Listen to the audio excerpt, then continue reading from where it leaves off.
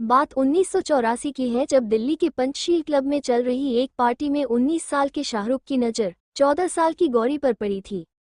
शाहरुख उन्हें बस देखते ही रह गए थे।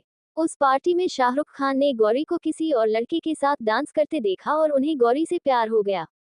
लेकिन उस रोज शर्मीले शाहरुख गौरी से बात करने की हिम्मत नहीं जुटा पाए थे। इसके बाद तो जिस पार्टी में भी गौरी के पहुंचने की उम्मीद होती, शाहरुख भी उस पार्टी में पहुंच जाते। बस क्या था, 25 अक्टूबर 1984 को तीसरी मुलाकात में शाहरुख ने किसी तरह गौरी के घर का फोन नंबर हासिल कर ही लिया। शाहरुख को गौरी पसंद आ गई थी। उनसे फोन पर बात करने का तरीका भी शाहरुख ने ही निकाला था। वो अपनी किसी दोस्त से गौरी के घर फोन करवाते। गौरी के घर जो भी फोन उठाता, शाहरुख की दोस्त उसे अपना नाम शाहीन बताती। शाहीन कोडवर्ड था जिसे सुनकर गौरी समझ जाती कि फोन शाहरुख का है। गौरी के घर किसी को शक भी नहीं होता था और फिर शाहरुख और गौरी देर तक बातें करते। गौरी और शाहरुख की मुलाकात पार्टियों में ही हो पाती थी, जहां गौरी की फीमेल फ्रेंड्स भी उनके साथ होती थी। धीरे धीरे ये दोनों लॉन्ग ड्राइव पर भी जाने लगे थे। शाहरुख का गौरी को प्रपोज करने का तरीका भी अनोखा था। मुश्ताक शेख द्वारा लिखित अपनी बायोग्राफी शाहरुख केन में एसआर के उन दिनों को याद करते हुए कहते हैं, एक दिन मैंने गौरी को उसके घर छोड़ा। जब वो गाड़ी से उतर रही थी तो मैंने उससे कहा, मैं तुमसे शादी करना चाहता हूँ। इसके बाद बिना उसका जवाब सुने बिना मैं अपनी गाड़ी लेकर वहां से चला आया।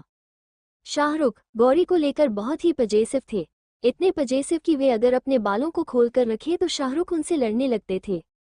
एक मैगजीन में छपे अपने लेख में शाहरुख ने कहा था कि उस समय गौरी को लेकर मेरी दीवानगी बेहद बढ़ चुकी थी।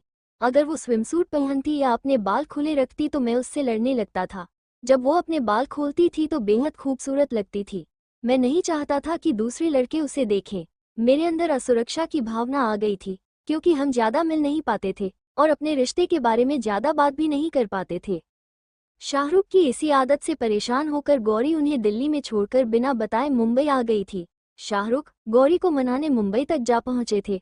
उन्हें पता नहीं था कि गौरी मुंबई में कहाँ रह रही है, तब भी उन्होंने कई दिनों तक मुंबई की गलियों की खाक छानी। बहुत ढूंढने के बाद एक दिन शाहरुख ने गौरी को मुंबई के अक्सा बीच पर ढूंढ निकाला। शाहरुख को देख गौरी रोने लगी थी। शाहरुख और गौरी तो अपने प्यार को शादी में बदलने के लिए तैयार थे, मगर दोनों के धर्म अलग होने की वजह से इनके घरवालों को कड़ी आपत्ति थी। शाहरुख ने गौरी के परिवार वालों को मनाने के लिए खूब पापड़ बेलने पड़े और उन्हें मनाने में आखिरकार कामयाब हो ही गए। गौरी के माता पिता समझ चुके थे कि गौरी और शाहरुख अब किसी भी तरह उनकी बात नहीं मानेंगे, इसलिए आखिरकार उन्होंने उनकी शादी के लिए हाँ कह दिया था। शाहरुख और गौरी का निकाह भी हुआ, जिसमें गौरी का नाम आयशा रखा गया। इसके बाद 25 अक्टूबर 1991 को हिंदू रीति रिवाजों के मुताबिक दोनों की शादी हुई। शादी के संगीत में शाहरुख गौरी ने जमकर डांस किया था।